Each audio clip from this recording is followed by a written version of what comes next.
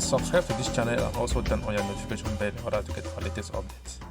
My dear people, I bring you updates on the story we published on our channel some few days ago with respect to the accusation and scandal on Fecafoot by the French and investigative journalist Romain, who revealed that some Cameroonian players of the national team paid to be called to participate in tournaments. CNA sources say Fecafoot has reacted to bribery allegations at the Cameroon national football team, as published by Romain Molina, an independent French investigative journalist. According to a release published by the Fecafoot Secretary General on Friday, December 9, 2022, Romain had gotten in contact with Samuel Eto'o on November 23rd and had allegedly attempted to blackmail him. Romain Molina has responded to the recent Fecafoot release through a video he made public on social media, sharing screenshots of his WhatsApp conversation with Eto'o, and said his lawyers will be more than happy to handle the issue.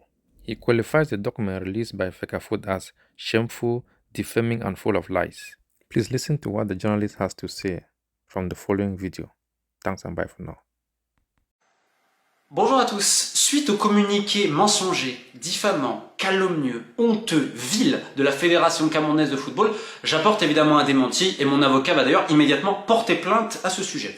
Donc on m'accuse d'avoir essayé d'extorquer Samuel Eto'o en demandant de l'argent pour je ne sais pas, pour pas sortir des infos liées à une affaire de racket d'ailleurs en sélection. Je vais vous montrer la seule conversation que j'ai eu avec Samuel Eto'o. Alors peut-être qu'on va pas très bien voir. Tac. Là, en entier, comme vous voyez, c'est pas très long. Elle se termine le 2 mars 2022. Et elle débute le 1er mars 2022. Peut-être que vous voyez pas bien, j'ai mis les screens sur mes réseaux. Je l'alerte d'un cas de pédocriminalité dans le foot camerounais à Bafoussam, à la KP Foot. Bon, ce pourquoi Samuel Eto'o me dit, si vous avez les preuves de ce que vous dites, vous venez, vous m'envoyez, etc. Je lui envoie un audio qu'une victime a accepté, que j'envoie à Samuel. Je donne ensuite quelques précisions comme vous pouvez le voir. Et là il me dit, j'ai besoin de plus de preuves, ça fera parole contre parole. Vous n'avez pas de message privé. Et là il me dit que les familles ne doivent pas avoir peur, c'est noté.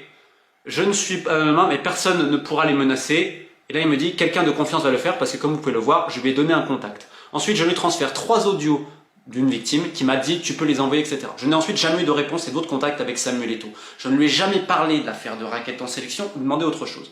Alors, il y a deux possibilités. C'est soit quelqu'un s'est fait passer pour moi, ce qui a été le cas il y a 2 semaines. J'ai d'ailleurs porté plainte contre X parce que je l'ai même mis sur les réseaux avec les numéros de téléphone en question. Moi, je n'ai qu'un seul numéro de téléphone. La deuxième possibilité, c'est que tout simplement la Fédération camerounaise a inventé tout cela pour essayer de noyer le poisson. D'ailleurs, vous remarquez que pour ces histoires de raquettes, elle ne dément pas. Elle dit qu'elle va même essayer de faire la lumière. Alors c'est bien commode.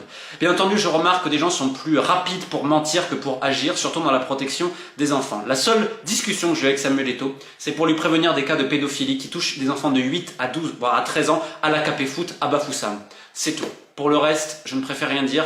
La justice va intervenir. J'attends évidemment des excuses très vite de la Fédération camerounaise de football et qu'on fasse la lumière sur tout ça. Et si Samuel Eto'o il a besoin de me parler, il m'appelle parce qu'il n'est pas concerné par le racket en sélection, mais ça concerne des membres du staff technique. Donc je serais ravi de lui expliquer par téléphone. Par contre, les mensonges comme ça, stop. Moi, j'ai un seul combat dans ma vie actuellement, c'est dans le sport international, en France et ailleurs. C'est la protection des athlètes, que ce soit au Cameroun ou ailleurs. Donc ça, on va continuer. Keep the faith.